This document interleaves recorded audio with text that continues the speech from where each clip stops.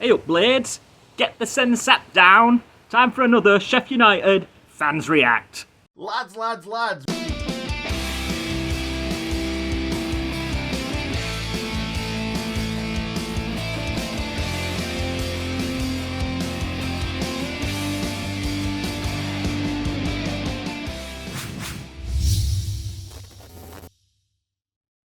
Okay, Nick told me to do a Sheffield accent to start the video today, and that's the best I can do since I haven't lived there for 28 years. So, Nick, that better go on the start of the video today. I'm proud of that one. So a lot of the talk leading up to the match was obviously about Chris Wilder's press conference before, hinting that he's not sure of his future with the club, just more uncertainty really surrounding the entire club and the entire future of Chris Wilder. One thing I think we're all agreed on by now is that the future is going to be in the Championship next season. And that's just, that's something I think we've all accepted. So, Statman Adam, not on the video today, but he left me with this nugget of information for you coming into the match. Blades have won their last 2 Wednesday games, and Villa have lost their last 3 Wednesday games. And I'm saying the word Wednesday far too much for my liking on this video. But can that hold up? Can we continue our Wednesday winning streak and continue Villa's Wednesday losing streak? So Brewster back in the starting 11. I think a lot of Blades fans were happy to see that. Really want to see what he can do. He partners Didsey, who's captain tonight. And Stevens still in at left back. No shout for Ben Osborne or even Max Lowe. And they're getting a chance to redeem himself. Usual midfield, we've got Ampadu, Bryan and Baldock on the right. Bogle remains hurt. And Rammers in goal, looking for just his second clean sheet of the Premier League season.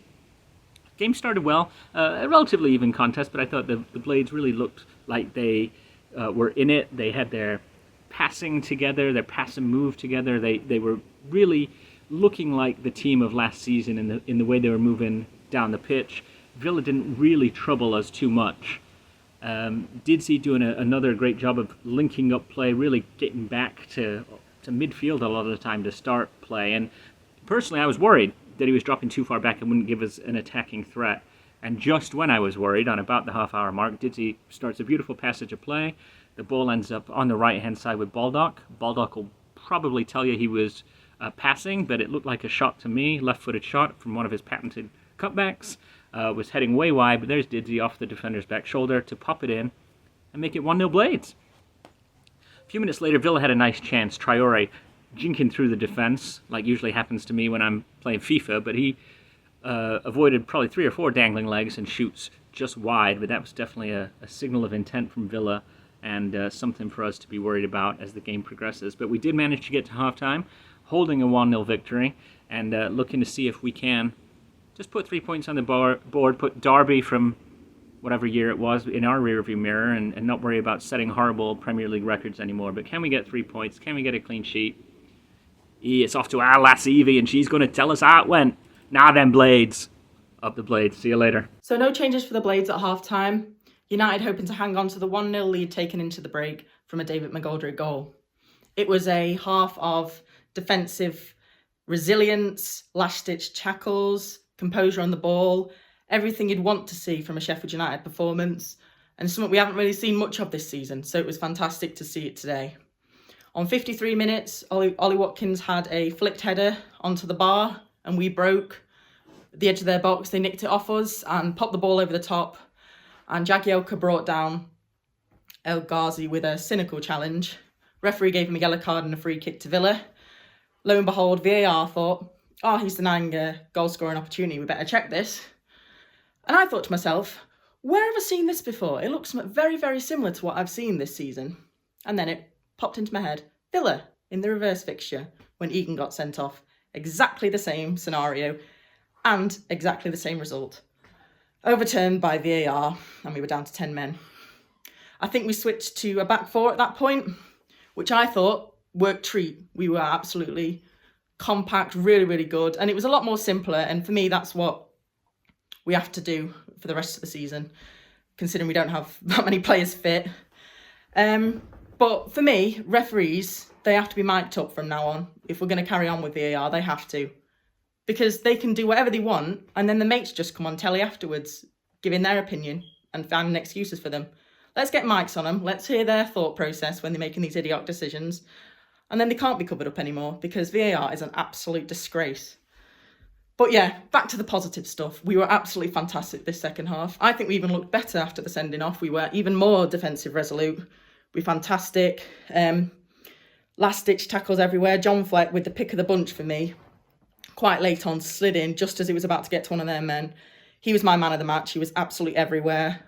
Was defensively resolute, but also was making attacking runs.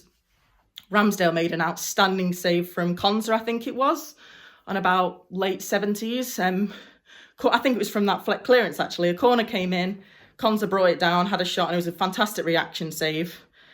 And I am absolutely thrilled for Aaron Ramsdale. Another clean sheet on his belt. And you know what? Let's get more of this United. More of this, please. Let's stay compact defensively. Let's just get some pride back into the rest of this season. And let's see where we go from here. Come on, you Blades. Lads. It's player ratings time after a great result against Villa. Back to the wall performance. Superb. In goal, Ramsdale, 8.5. Some good claims, some good handling. I have been a critic of his in the past, rightly so. But today, he was superb. Took the pressure off the back four and a couple of fantastic saves late on. Well done, Aaron. Ampadu, 7. Solid. Stepped out quite well. Put us on the front foot. Defended steadily. Good performance. Jagielka, 7. Never a red card. Never a red card. VAR was solid at the back until then.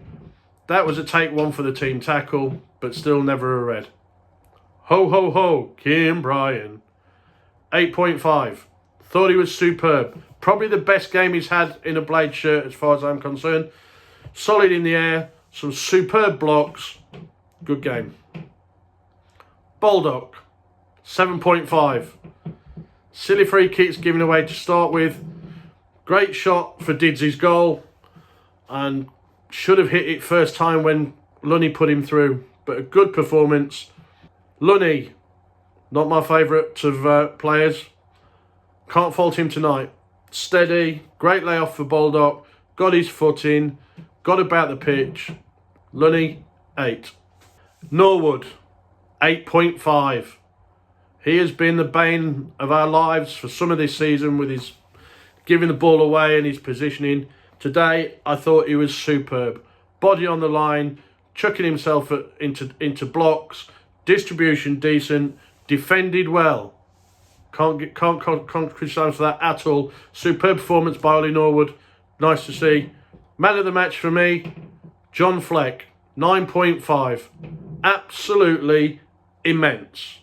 Foot everywhere, body everywhere, tackled everywhere, ran everywhere. Superb. Man of the match for me, John Fleck. Close second, David McGoldrick, 9.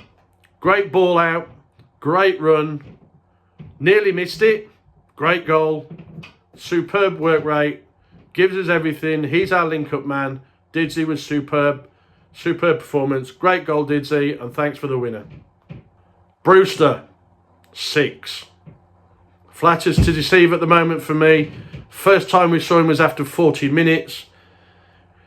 He's not getting the service, I grant you that, but he's got to get himself more involved. He's got to get busier. He's got to get stronger.